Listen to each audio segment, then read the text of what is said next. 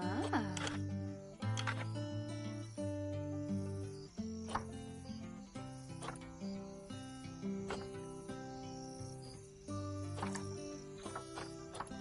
Oh.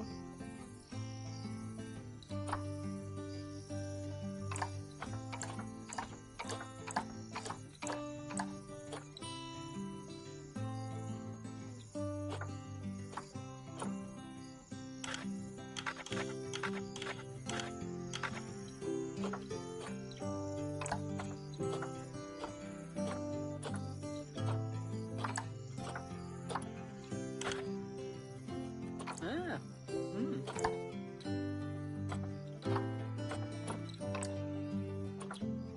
Oh.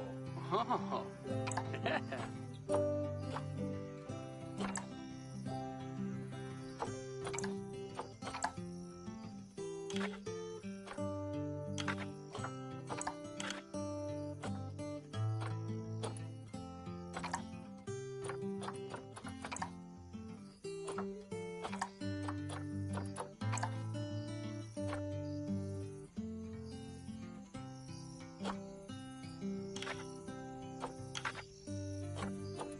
Ah. Mm.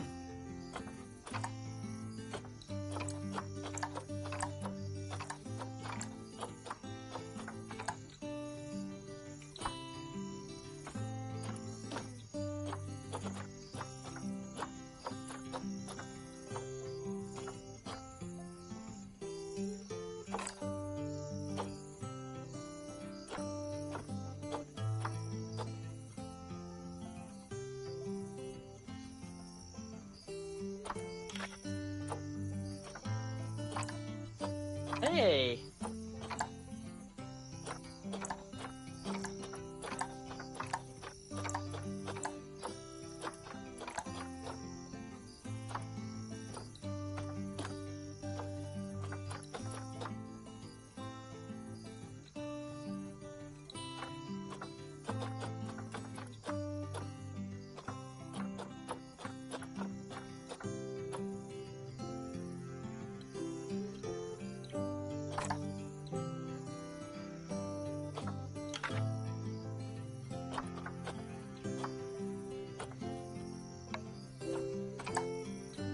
Oh.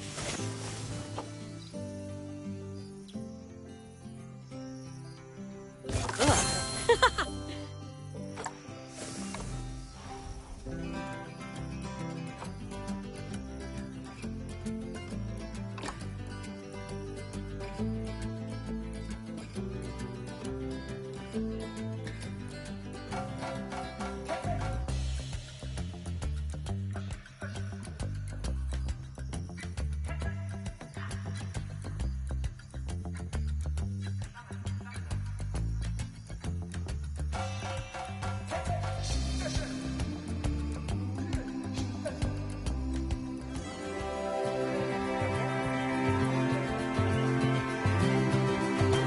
Ah, heyo at Hematu. Yeah, oh, sorry about that. I have a habit of slipping back into the Planko language. It's good to finally meet you in person. I'm Bernard, although I insist you call me Bernie. The only person who calls me Bernard is my wife. And even then, only when I've tracked elephant dung into the carpets. As you know, I own several zoos, but I always like to show people the ropes here at my home. This is the first zoo I ever opened, and a source of great pride for me. and prides, thanks to a lion breeding program we ran in the 80s. But we're in the middle of a big renovation, and that's where you come in. Sadly, our old contractor had to retire after developing a fur allergy. Poor devil kept sneezing his dentures into the lion habitat. So, it's up to you to finish everything off. Don't worry, though. I'm not completely throwing you in at the deep end. My head keeper, Nancy Jones, will be lending a helping hand. Oh, she's a hard worker, and she'll expect you to be too. But I'm sure you'll get along like a house on fire, or even better, one that isn't on fire. Less shouting that way.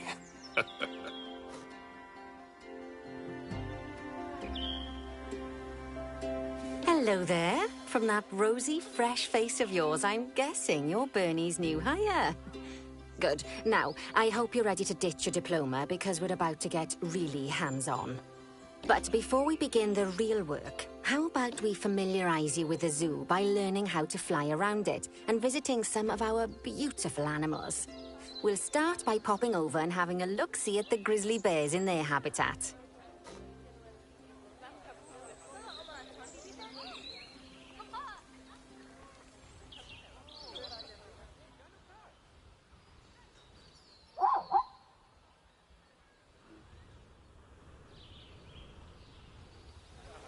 Did you know that grizzly bears, also known as Ursus arctos horribilis, can hibernate for up to 7 months a year?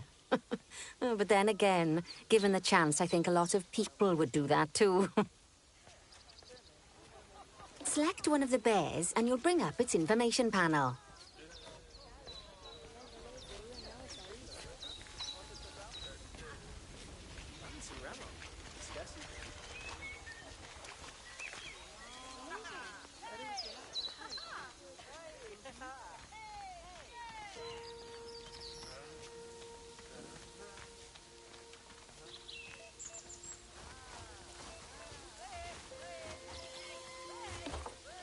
This is where you can find out all kinds of information about your animal. The most important thing being its overall welfare. You'll learn more about animal welfare today as we go through your objectives. But for now, let's enjoy this magnificent animal.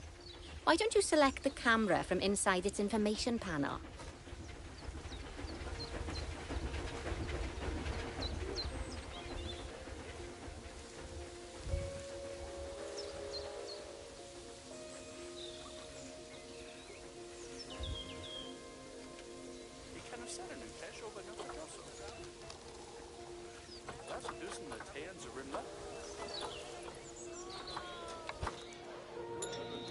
See, now this is a fantastic way to get a close look at your animals.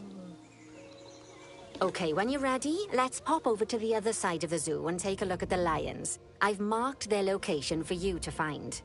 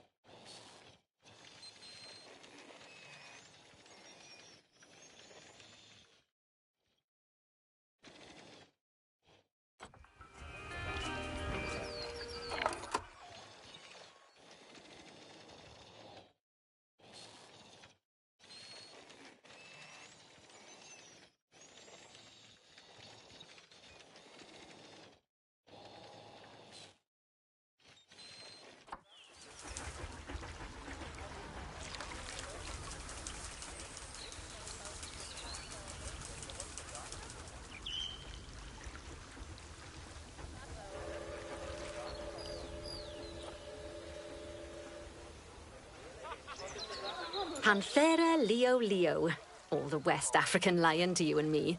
Lions are the most social of the big cats, and there can be as many as 40 lions in a pride, although prides of that size are pretty rare. As Bernie would say, those lions are awesome, which is precisely why I handle the training instead these days. Anyway, how about we get started on those objectives? Come on, let's head over to an empty habitat and see what needs doing there.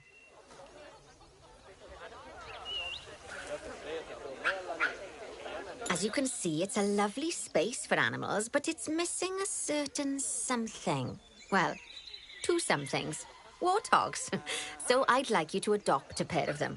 To adopt animals, we need to open the animal market, which is in the animal trading section.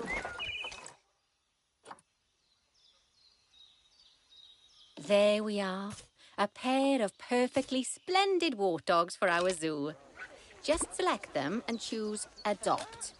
Normally, the animal exchange would be full of animals, but I've emptied out the market while you learn how it works.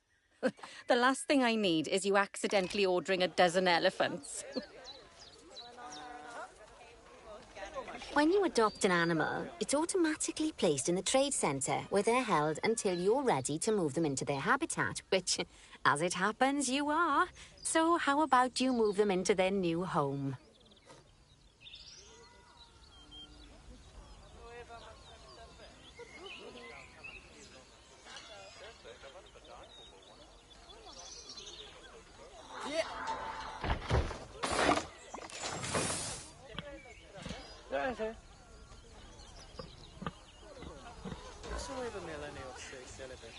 When you ask for an animal to be moved into a habitat, your caretakers will go to the trade centre, collect your animal, and deliver them to your selected habitat.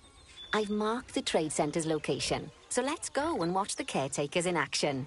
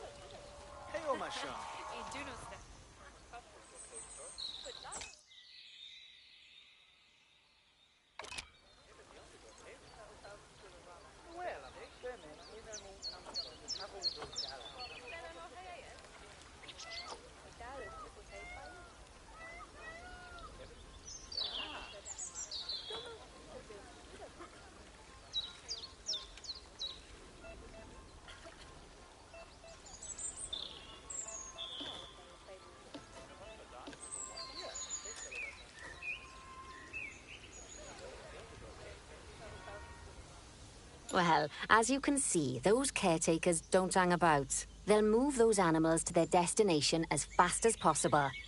Of course, normally we'd have to place the animals into quarantine before moving them into a habitat, but I am assured by a person of good standing that these warthogs are in the very rudest of health. Right, let's get the warthog's habitat finished up so we can keep them nice and happy. You see, each animal in the zoo has an overall welfare statistic, basically how happy they are. And that overall welfare statistic is itself comprised of 4 different areas: nutrition, social health, habitat, and enrichment. Luckily, if you select an animal, you'll bring up their animal welfare information panel, which we saw earlier, where you can see how they're doing. That way, you'll know exactly what areas need to be addressed. Don't worry if that's a lot to remember. You can always check the Zoopedia for more information. Let's start by making sure we're taking care of the warthog's nutrition welfare. To do this, we'll need to place a food station and a drinking station. Now, each animal requires a different type of feeding station. And for the warthogs, it's a small feeding trough. So let's add one of those and a water bowl.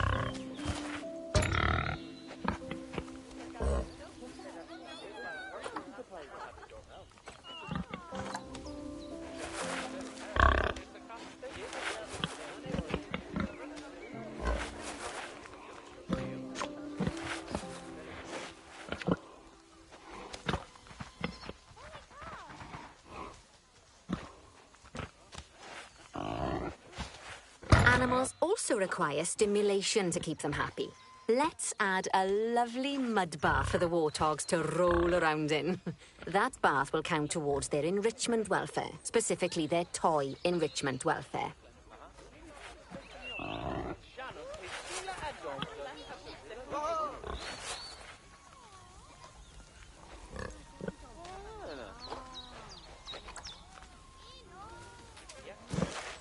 Oh, nice work.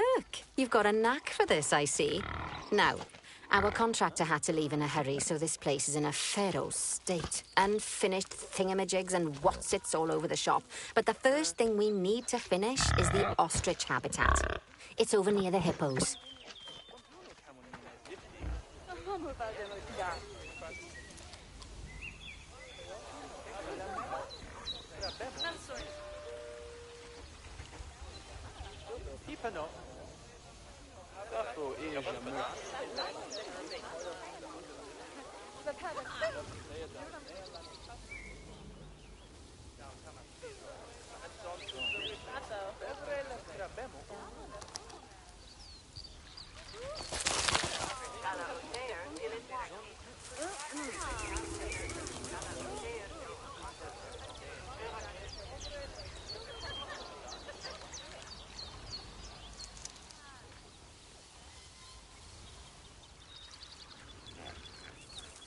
Oh, before we actually start building our ostrich habitat, let's pause time for a moment.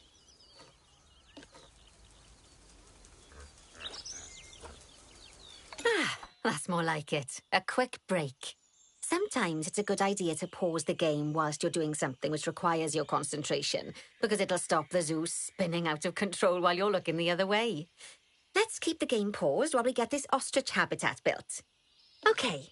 Job number 1 here is to add a habitat gate before we complete the barrier. Every habitat needs a habitat gate. After all, how else would the keepers get in and out? Just make sure it's hooked up to the path so the keepers can reach it.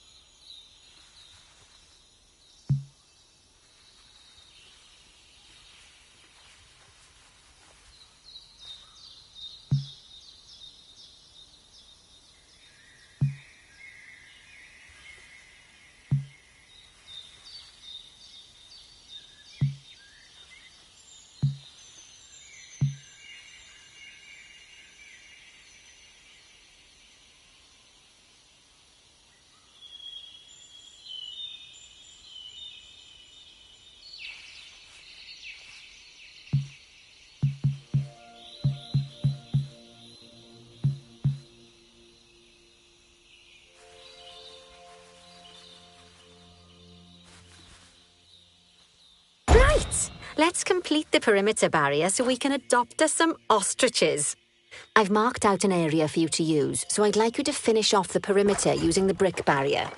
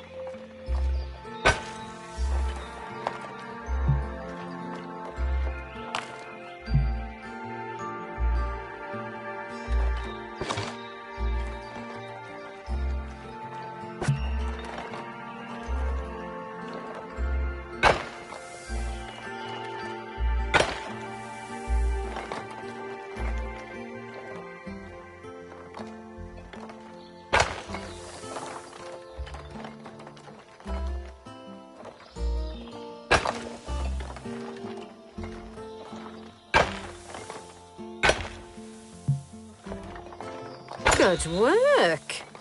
Remember, before you can place animals in any habitat, it has to have a full loop of connected barrier. Now, you've probably noticed that guests can't actually see into this habitat at the moment. At least not without a stepladder. But seeing as they're banned, I'd like you to select a piece of barrier and swap out the brick for a glass barrier, so the guests can see in.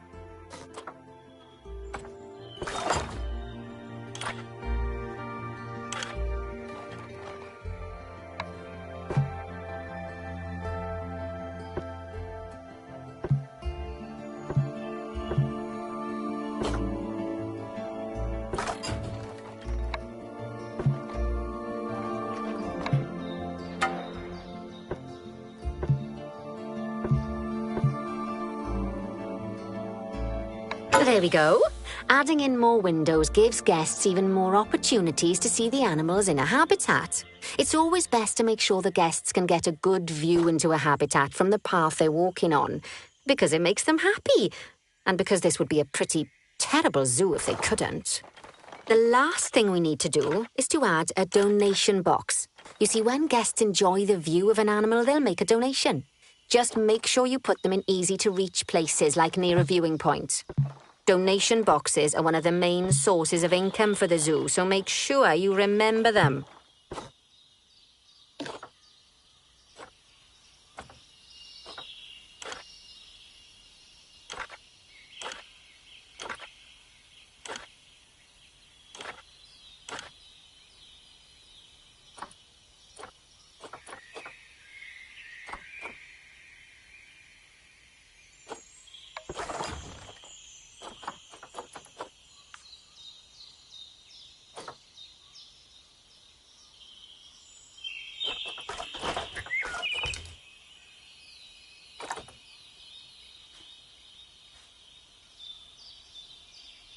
Now, before we adopt our ostriches, you should unpause time.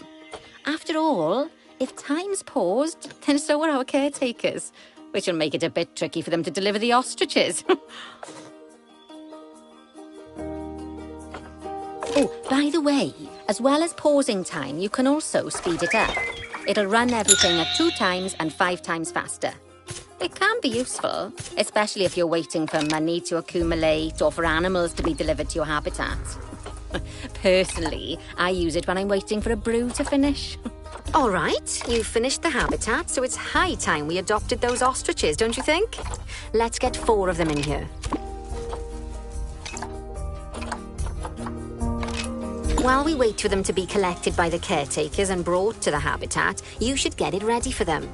Add a suitable feeding station, water station, and an appropriate food enrichment item. It's often best to place things like enrichments and feeding stations near to the habitat perimeter so guests can get a really good view of the animals.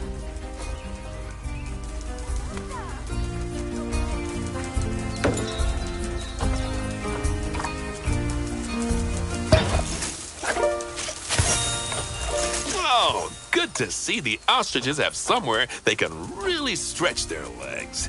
Did you know they can actually run at 43 miles per hour? Oh, heaven forbid they ever escape. The speed camera fines alone would bankrupt us.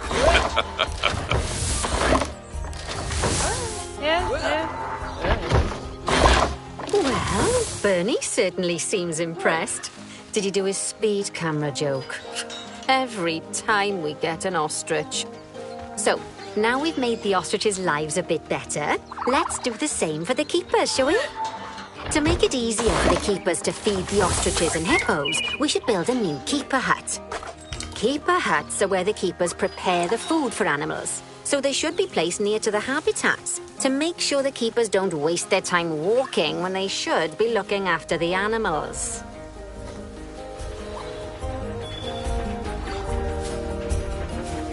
You'll need to rotate the keeper hut to get it to connect up to the path.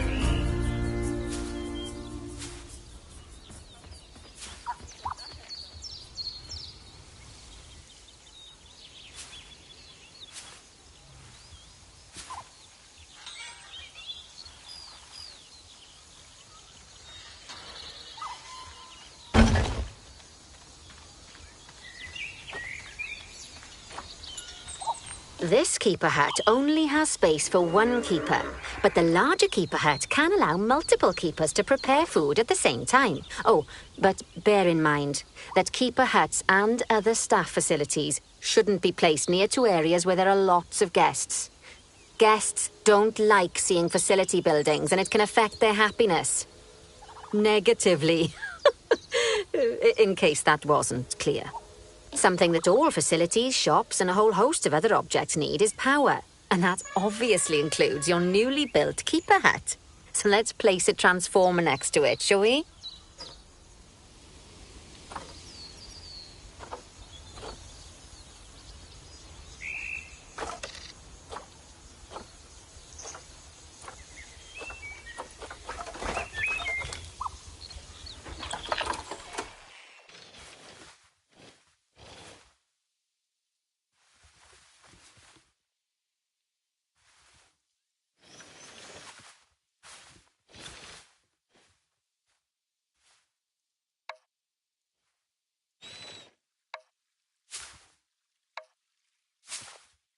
Lovely work.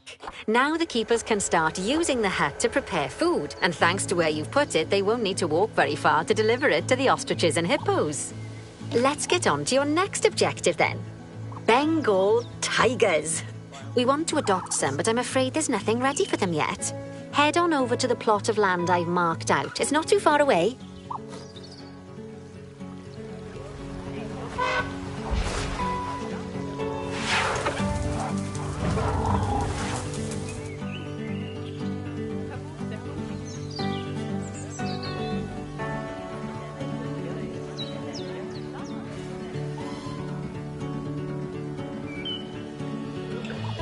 Righty, your next job is to build a habitat. from scratch. And concrete and glass, I expect. So, go ahead and build it. Just make sure that the habitat includes that big hole we've dug. Oh, and don't forget to add a habitat gate to the barrier. Oh, and make sure the guests will be able to see the tigers.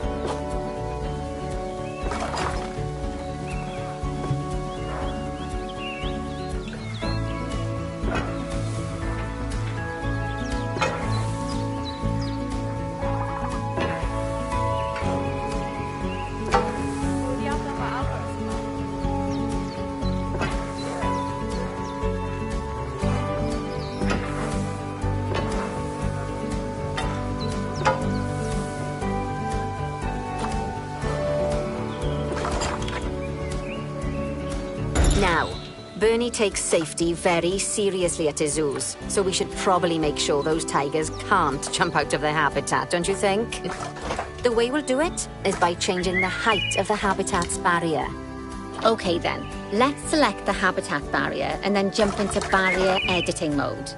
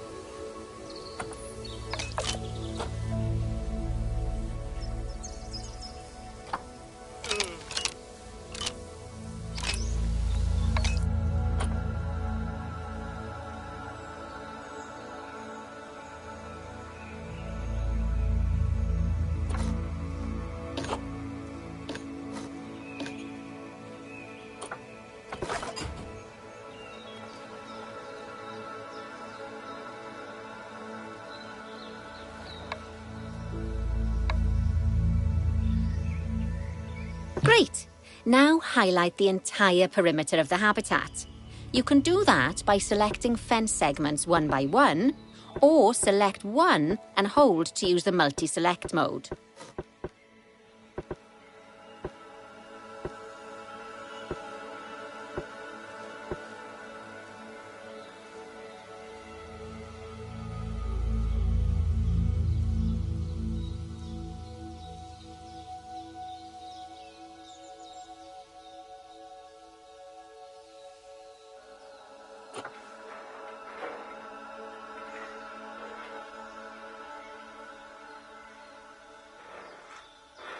Now that the habitat is in place, don't forget to put down a donation box near to your viewing areas. We need every dollar we can get. Especially as these tigers aren't exactly eating instant noodles for lunch.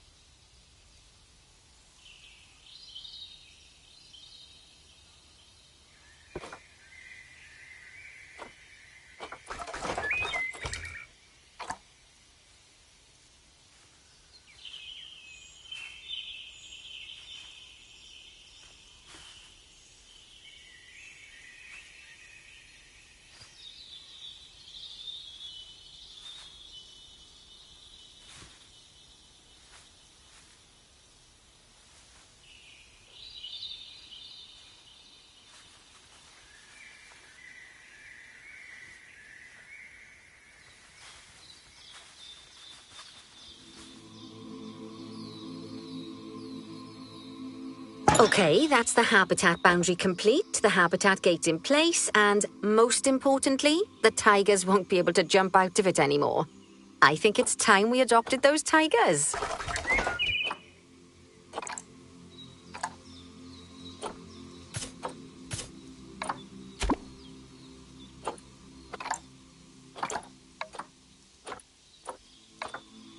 Whilst our trusty caretakers collect and deliver the tigers, let's take a look at preparing the habitat for their arrival.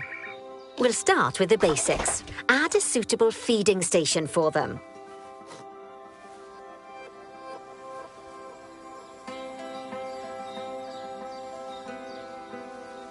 This time, instead of adding a water bowl, let's try something different. Some animals need a pool in their habitat so they can go for a swim, but they can also use it to drink from. All you have to do is make sure the banks of the pool have a gentle slope so they can easily get a nice, refreshing drink. There's already a pool excavated, but you still need to fill it with water.